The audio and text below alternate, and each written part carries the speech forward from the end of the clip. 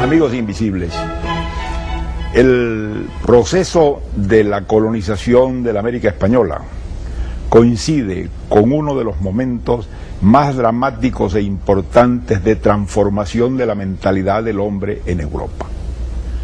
Esto es algo que no debemos nunca perder de vista y que explica muchas cosas de lo que pasó en ese proceso y de las consecuencias posteriores que hubo.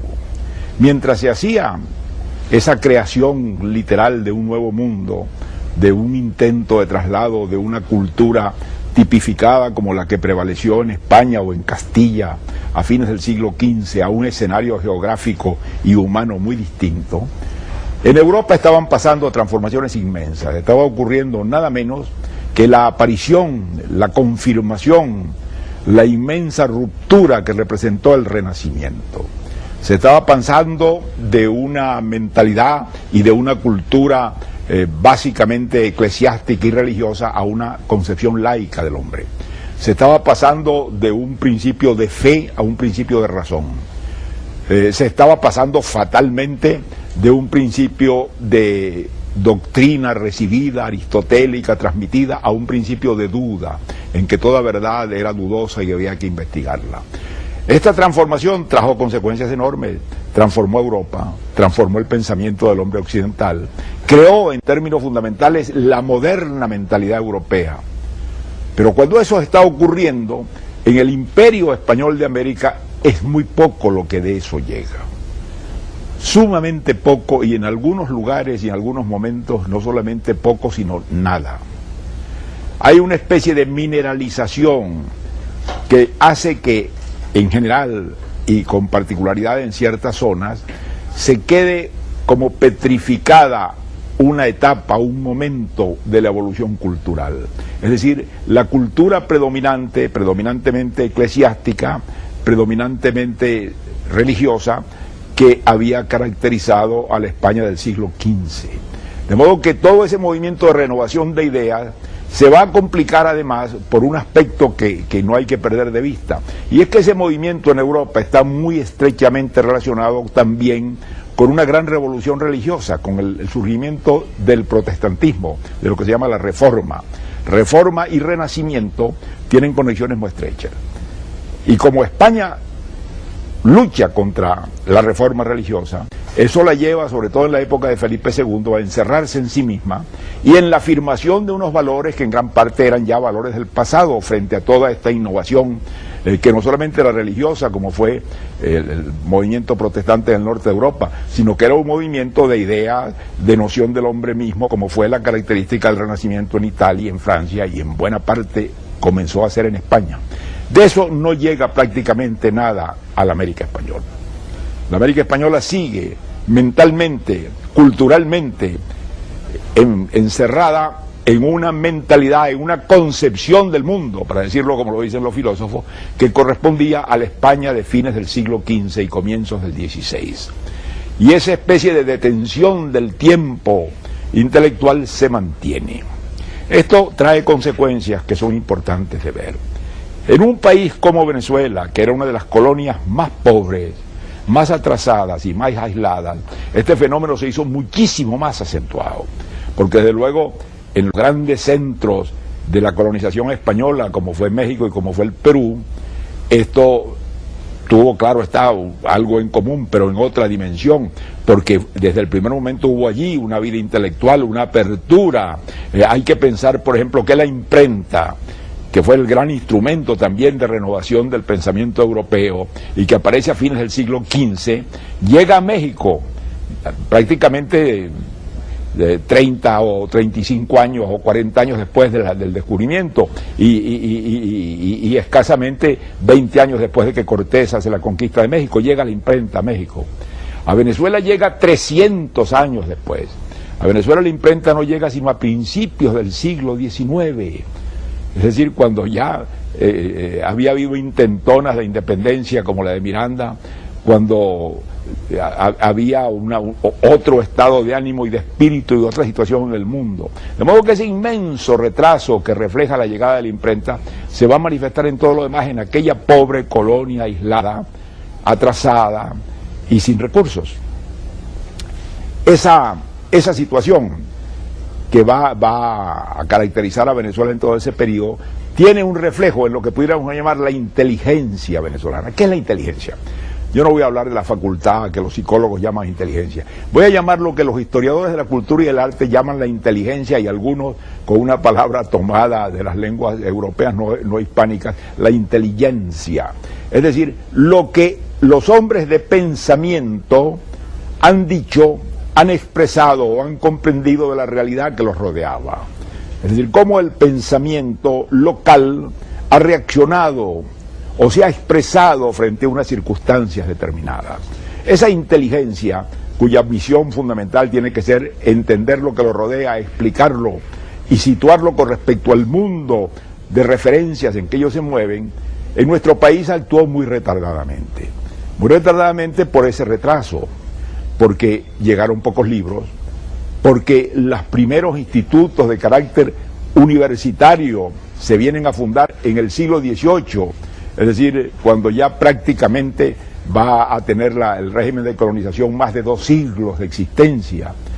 Cuando esas mismas universidades o colegios universitarios que se crean con una visión muy teológica y muy medieval, muy poco abierto al pensamiento moderno, donde no va a penetrar nada de todo ese gran movimiento de ideas que viene de, por ejemplo, el racionalismo, el sensualismo, explicado en el pensamiento de Bacon, en el pensamiento de Descartes, en el pensamiento de Condillac.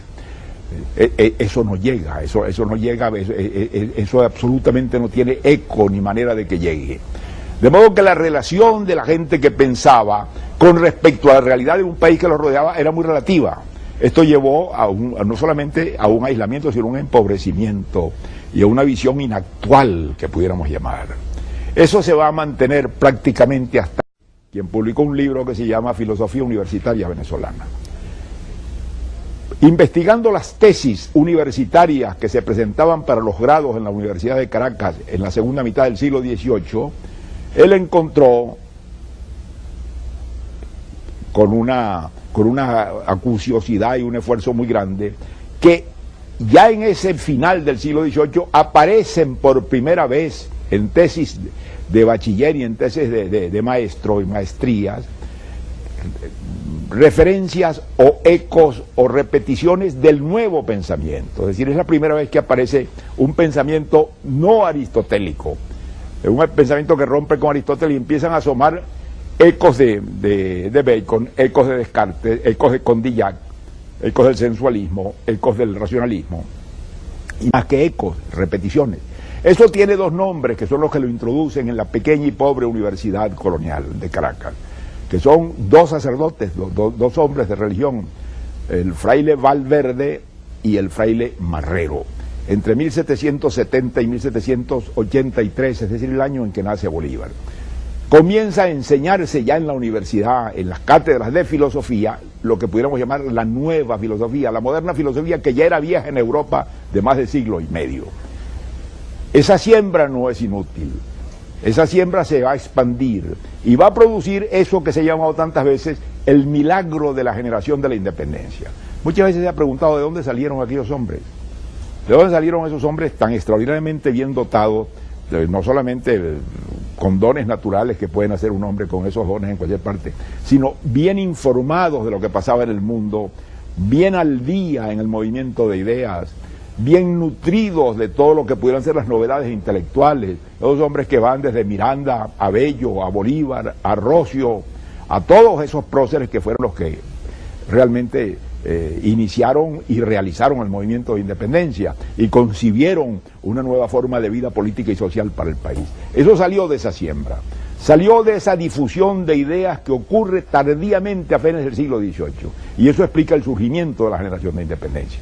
Pero ese movimiento que va a surgir allí va a frustrarse porque la independencia de Venezuela fue muy costosa, ocasionó una guerra muy destructiva. Esa guerra arrancó de raíz todos esos comienzos tardíos de civilización y de progreso, que no solamente eran de ideas, que eran materiales, que se referían a la agricultura, al cultivo de la tierra, a todas las formas de la vida social, que empezó allí un desarrollo muy promisorio, y desde luego ideológicamente y científicamente. Eso lo va a romper la guerra, porque Venezuela va a sufrir la más costosa, la más larga de las guerras de independencia de la América Latina. La guerra de independencia en Venezuela dura 10 años dentro del propio territorio y casi 5 años más fuera de él.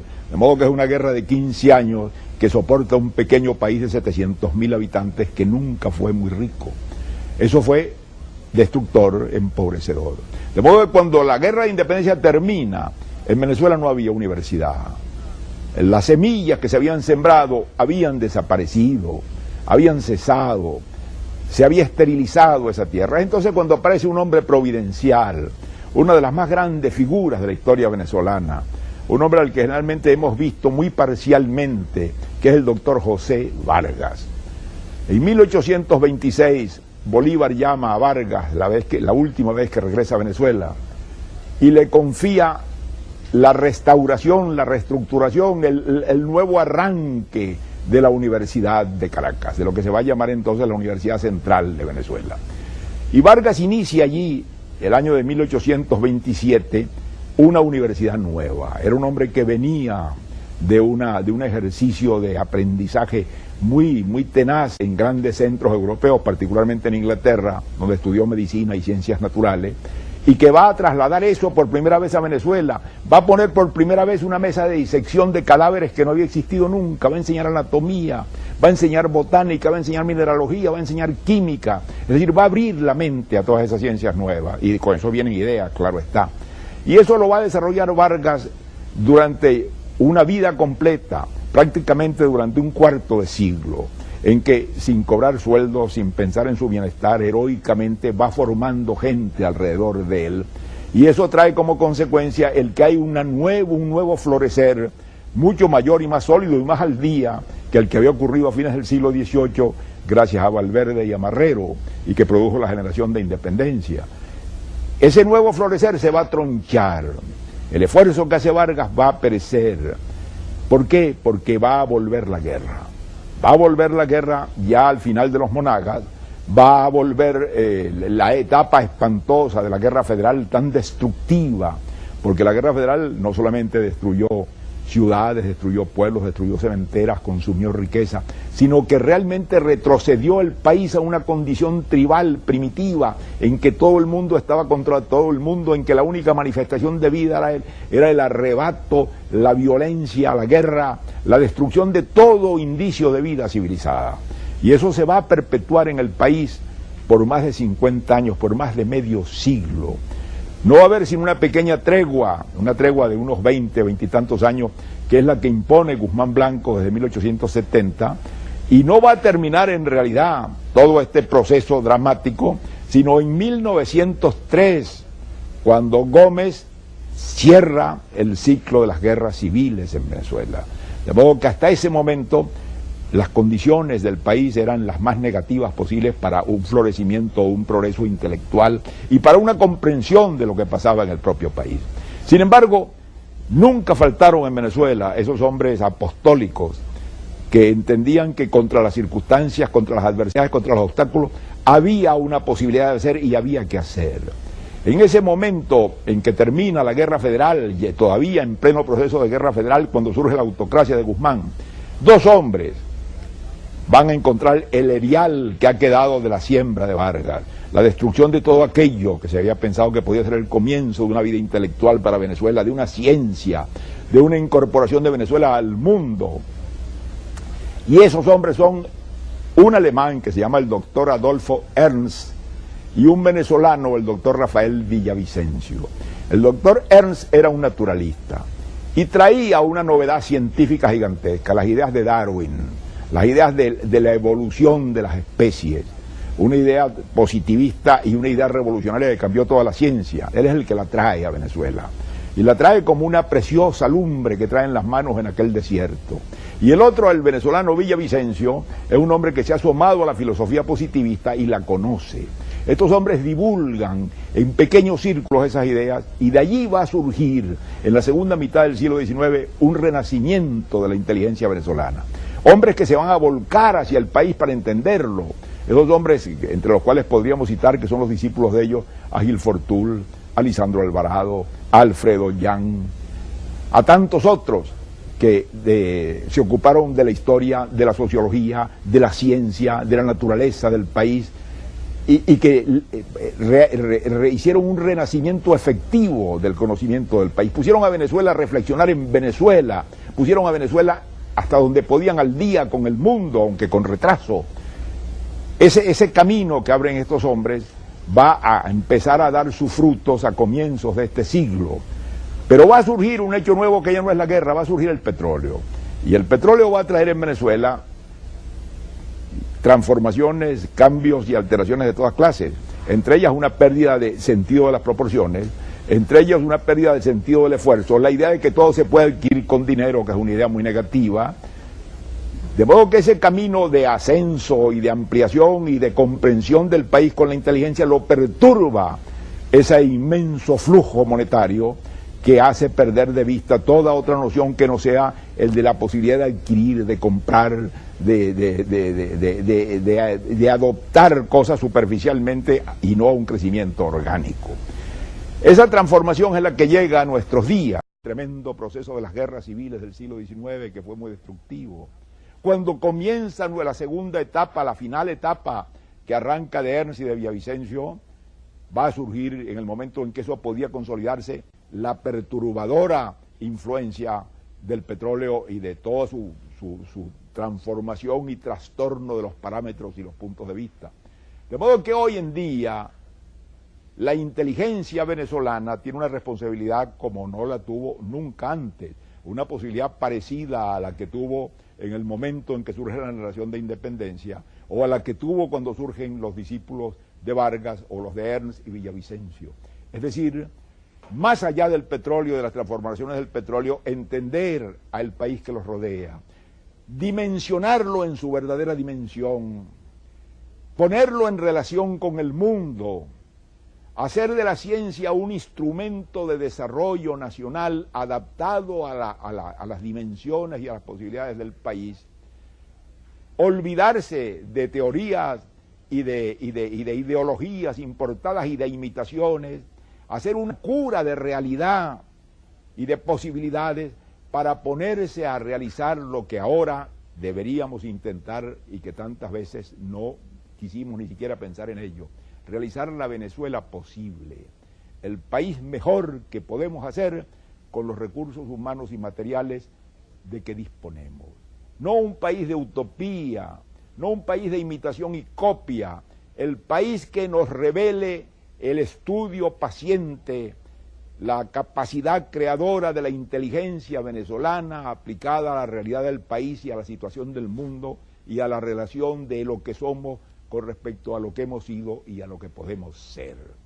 Ese es el papel que está prometido en este momento de un modo evidente a la inteligencia venezolana. Es la exigencia que se le plantea y sería uno de los pocos bienes, de los poquísimos bienes que nos podría traer esta transformación aparentemente tan negativa del descenso de la riqueza petrolera. Tenemos que ponernos sobre nuestros pies, tenemos que curarnos de sueños, tenemos que curarnos de deformaciones y de mentiras, y esa es la labor de la inteligencia, esa es la labor de la comprensión, esa es la labor de acercarse al país y verlo con amor y con frialdad, con deseo de servirlo y de entenderlo, no con el deseo de actuar sobre él de una manera mágica para crear una sobrerealidad que no existe y no tiene posibilidades, para partir de su realidad y llevarlo a partir de esa realidad a la más amplia posibilidad de realización de lo que en él está en potencia. Esa labor es la que hoy en día no Vargas, no Ernst y no Villavicencio, sino las universidades venezolanas, los centros de estudio venezolanos, los hombres de pensamiento de Venezuela tienen por delante. Si ellos no la entienden así y si ellos no la realizan así, nadie lo va a poder realizar ni nadie lo va a poder suplir.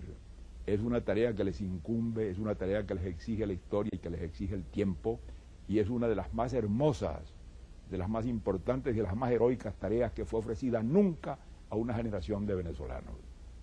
Muchas gracias y hasta la próxima.